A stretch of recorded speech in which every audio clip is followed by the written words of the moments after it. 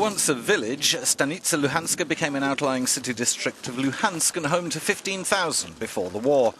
Today it's totally destroyed and just 100 meters from the contact line between Ukraine and the territory wrenched from Kyiv by pro-Russian forces in 2014.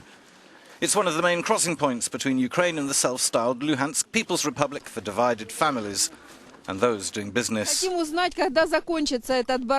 We want to know when this mess will be over. Ukraine's here and Ukraine's there. We want to know why they've been cut apart. Why do we have to go through this checkpoint with Ukrainian passports?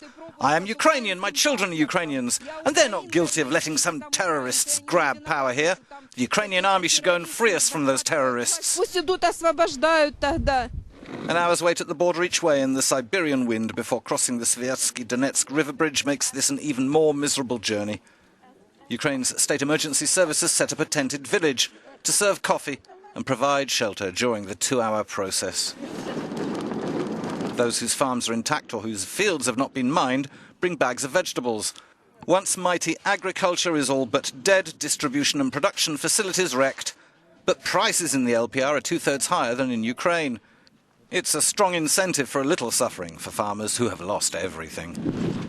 We were tomato and cucumber growers. That was our income. We sold them in Luhansk. That was our major market. But we also sold elsewhere. But now we cannot grow anymore, we cannot sell anymore, and we cannot live here anymore.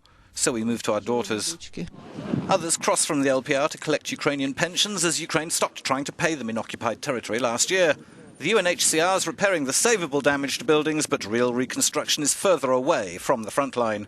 Here fighting could start again. Pilot projects were carried out primarily, they were carried out in Lysychansk because those were homes that were on the former front line. For this year, the former front line would continue to be probably the priority area for these reconstructions, but it's only a matter of time until it has to reach the front line as well.